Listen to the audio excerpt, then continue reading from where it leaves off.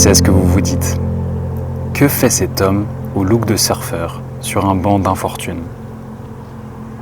Il pense à l'inspiration, parce que vous l'avez écouté parler de science sur des dizaines de stories hier, mais le surfeur, au fond, il a déjà donné la réponse lorsqu'il a dû faire une vidéo pour la finale de Mister Île-de-France en novembre de l'année dernière. Il a commencé sa vidéo comme ça. Toute ma vie, mon entourage a cru que j'étais un scientifique. Mais je suis un artiste. Alors ces stories sont sur l'inspiration, l'imagination. Albert Einstein a été encensé au XXe et au XXIe siècle. Je pense que c'est mérité. Il a découvert et expliqué des principes universels qui permettent à notre monde moderne d'exister et progresser. L'équivalence masse-énergie, E égale mc au carré, qui permet par exemple qu'on ait de l'électricité avec les centrales nucléaires. L'équation d'Einstein-Planck, que je cite souvent, E égale h nu, qui explique pourquoi, par exemple, la lumière bleue ou la lumière ultraviolette est particulièrement énergétique. L'effet photoélectrique qui termine de démontrer que la lumière est aussi de la matière. Mais il y en a un qui a été oublié, peut-être même effacé, et je pense bien sûr à Nikola Tesla. Et je pense même dans mon intuition la plus incertaine qui soit, qu'il y a peut-être des choses sombres qu'on ne sait pas sur les raisons pour lesquelles Einstein a été l'homme du XXe siècle. Ces stories ne sont pas sur Einstein et Tesla. Je voulais dire ce que j'ai le plus appris d'Albert Einstein. Ce ne sont pas ses concepts scientifiques, c'est ce qu'il a dit. Un peu comme des citations qui guident mon manuel de vie. L'information n'est pas la connaissance. Il ne faut pas compter sur ceux qui ont créé les problèmes pour les résoudre. J'aimerais vous faire toute une liste de ces citations, mais vous ne l'écouteriez probablement pas en entier. Alors voici celle que j'ai choisie comme point central de ces stories. La logique vous mènera d'un point A à un point B. L'imagination, elle, vous mènera partout.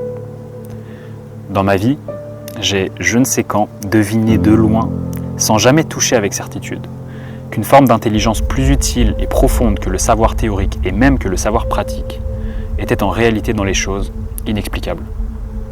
Et au fond, tant mieux, car il y a tellement de choses concrètes et théoriques à savoir, à connaître, à réciter avec logique pour appréhender rien qu'une partie de l'univers, que ça rendrait fou n'importe qui que d'essayer de les apprendre et les transmettre. Alors au lieu de connaître, parfois, souvent, je pense qu'il vaut mieux juste rechercher. La recherche est une action. Et si ces stories peuvent être utiles aux gens, je dirais que l'action résout tout. T'es déprimé, agis. T'es fatigué, agis. Tu doutes de tes capacités, agis. Il pleut, danse ou cours. Tu n'as pas d'idée pour ton entreprise, pour ton contenu, pour ton mémoire, sors, observe, recherche.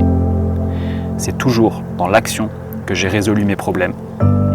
Et d'ailleurs, je pense que l'inaction est un choix qui peut commettre plus de mal que l'action. Je me souviens d'un cours de médecine dans les grandes lignes qui expliquait pourquoi on bouge souvent la main très fort par réflexe si on se brûle. C'est parce qu'en fait, les voies neurologiques du mouvement, une fois activées, permettent une légère inhibition des voies de la douleur. C'est les voies spinothalamiques, si je ne dis pas de bêtises. Avec plus de vérité scientifique, bouger ou frotter une zone douloureuse active des nerfs du toucher qui bloquent partiellement le passage du signal de douleur vers le cerveau. L'action, bouger. L'action résout tout. Et l'action, pour moi, amène l'inspiration. Pablo Picasso disait « L'inspiration existe, mais il faut qu'elle te trouve en train de travailler. » La vie, c'est de la recherche. Parfois, rechercher, expérimenter selon votre propre intention, c'est aussi sortir du sentier battu. Si j'aime marcher pieds nus sur du goudron, c'est parce que ça me rappelle ce que je suis. Un sauvage civilisé. Pas assez civilisé pour obéir, et pas assez sauvage pour vivre 5 ans en pleine forêt. Et qui fait ses expériences se rend compte de petites vérités.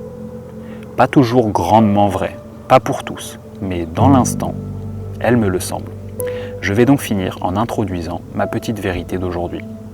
En marchant sur le goudron, j'avais mal au gros orteil droit. Pas parce qu'il est faible, mais parce que je me le suis légèrement ouvert hier en allant courir. Je vais me résoudre à acheter de nouvelles chaussures de course à pied parce que le trou dans la chaussure au niveau du gros orteil droit a déjà troué 3 chaussettes. Mais hier, ça a bien atteint mon orteil. Voici ma petite vérité. Ta force réelle n'est jamais plus grande que ton maillon le plus faible.